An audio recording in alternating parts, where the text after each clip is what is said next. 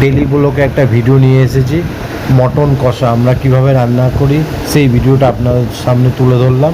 চলুন দেখি আমরা কিভাবে মটন কষা বানাই।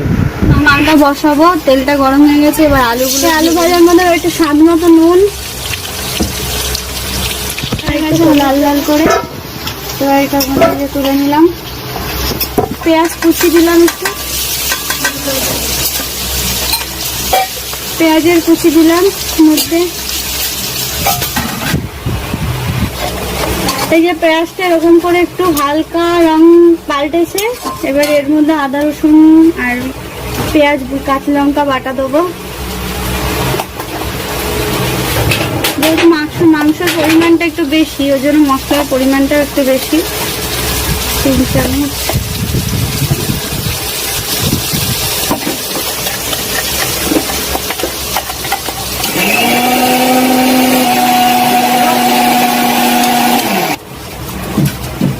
এই যে মশলাটা দেওয়া হয়ে গেছে, এবার একটু ভালো করে কষে নিতে হবে মশলাটা।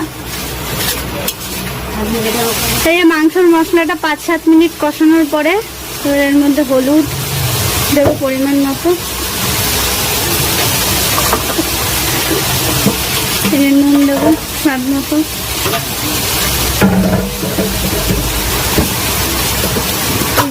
যেহেতু এই বাড়িতেও আমাদের বাড়ির মতন কাঁচা লঙ্কায় খায়, ওই জন্য একটু রঙের জন্য কাশ্মীরি লঙ্কার গুঁড়ো দেবো। যেহেতু মাটন তাই মিট মশলা। মেয়েকে দেখবা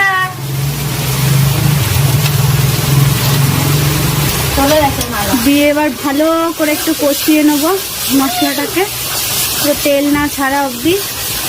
এই যে মশলাটা কষানো হয়ে গেছে, তেল ছেড়ে গেছে, এবার এর মধ্যে মাংসগুলো দিয়ে দেবো।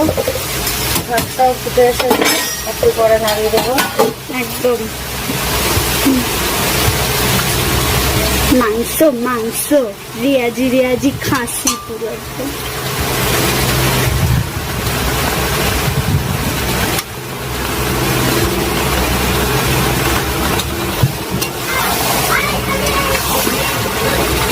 মাংসের সাথে এবার মশলাটা ভালো করে মিশিয়ে নিই।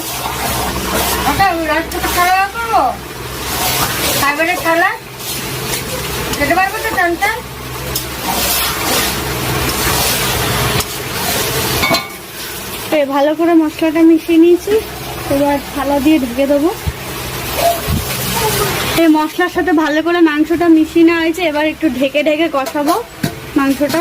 ঢেকে দিলাম, এই যে মাংসটা আবার ঢেকে দিয়েছিলাম, আবার একটু খুলে একটু নাড়িয়ে নিই ভালো করে। মাংস দিয়ে মোটামুটি অনেকটাই জল বেরিয়ে গেছে, এই জল বেরিয়েছে, এই দিয়েই মাংস কষানো হয়ে গেছে। এবার এর মধ্যে একটু এই যে ফুটন্ত একটু গরম জল দেবো, যেহেতু মাংস আজকে প্রেশারে তো দেবো না, প্রথমেই বলেছি, তো একটু গরম জল দিলে একটু বেশি টেস্ট হয় পেটে।